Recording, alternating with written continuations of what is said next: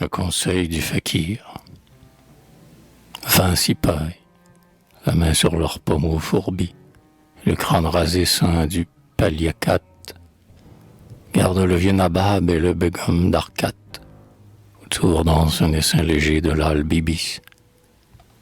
Le mongol, roi des graves en ses riches habits, égrène un chapelet fait d'ambre et de mascate. La jeune femme est belle, et sa peau délicate, lui sous la mousseline où brûlent les rubis. Devant eux, un fakir demi-nu, maigre et sale, mange en un plat de bois du riz de Mangalore, assis sur les jarrets au milieu de la salle. La fange de ses pieds souille la soie et l'or, et, tandis que l'on danse, il gratte avec ses ongles sa peau rude, en grondant comme un tigre de jungle.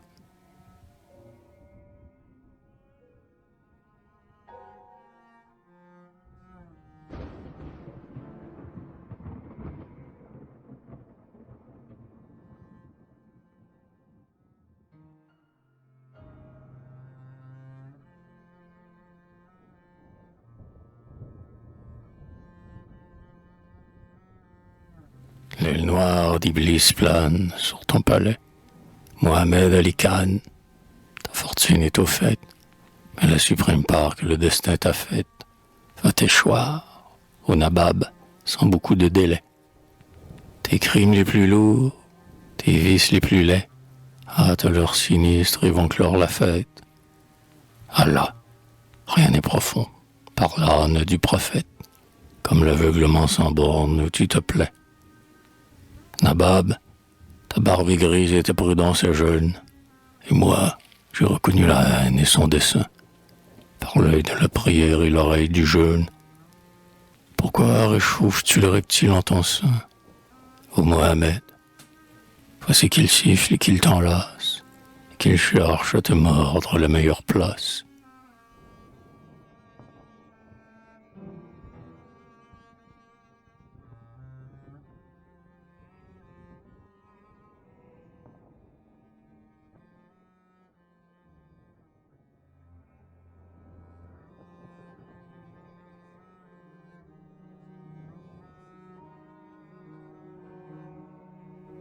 Mohamed Ali Khan fut silencieux, son hookah bigarré d'arabesques fleuries, mais redressant son front chargé de pierreries, la begum qui tressaille ouvre tout grand ses yeux.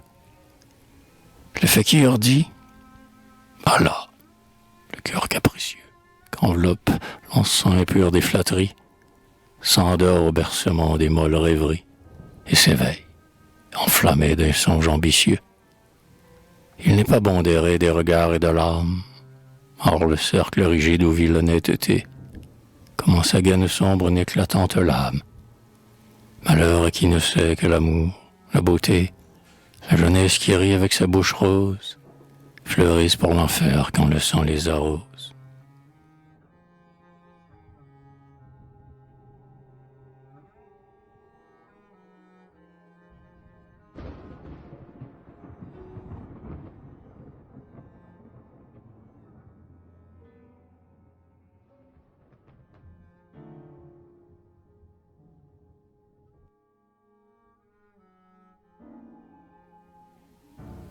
Bon fakir, dit le vieux Mohamed, par Iblis, tes paroles sont d'or, autant que ton silence, et tiennent de niveau les plats de la balance, mais le livre sans doute est fort noir où tu lis.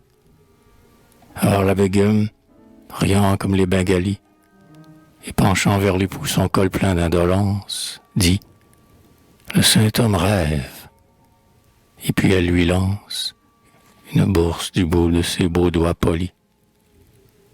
Le filet, enrichi de nopales de Perse, sur le pavé de marbre incrusté de métal, sonne et jette un flot d'or qui roule et se disperse. Voici le prix du sang au meurtrier fatal, dit le fakir. Maudit soit-il. Nabab, le glaive, et hors la gaine, agit avant qu'il ne se lève.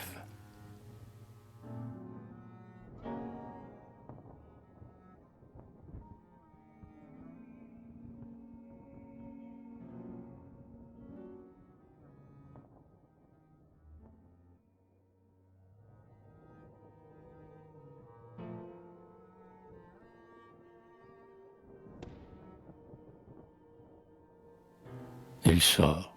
Et Mohamed regarde fixement cette femme aux fronts seins de grâce et de noblesse, si calme à son côté, si belle en sa faiblesse, et dont l'œil jeune et pur brille si doucement. Et il sourit sous le joug de cet être charmant, vieux tigre résigné qu'un enfant mène en laisse, et repousse bien loin le soupçon qui le blesse. Quelle bouche dit vrai, si cette bouche ment. Ah, s'il pouvait, au fond de ce cœur qu'il ignore, lire ce qu'il désire et redoute à la fois, ou le faire vibrer comme un métal sonore. Mais il aime, et voici, tel qu'au jour d'autrefois, qu'il sent courir en lui, chauffant sa rude écorce, le sang de sa jeunesse et le sang de sa force.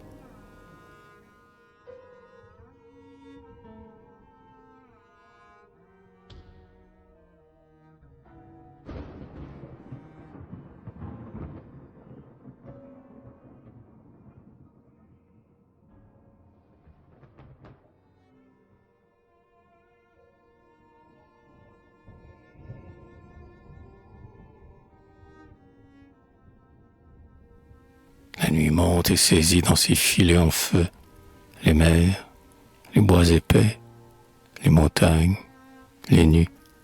Des milliers de rumeurs du désert seul connues s'envolent puissamment de la terre au ciel bleu. L'homme dort, le sommeil est doux et coûte peu.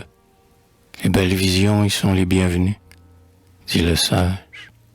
On y voit danser, vierge et nue, les houris aux yeux noirs qui devancent tout vœu. Donc, Mohamed repose au fond du palais sombre. La blafarde clarté d'une lampe d'argent détache vaguement son front blême de l'ombre. Le sang ne coule plus de sa gorge. Et, nageant, au milieu d'une pourpre horrible et déjà froide, le corps du vieux nabab gît immobile et roide.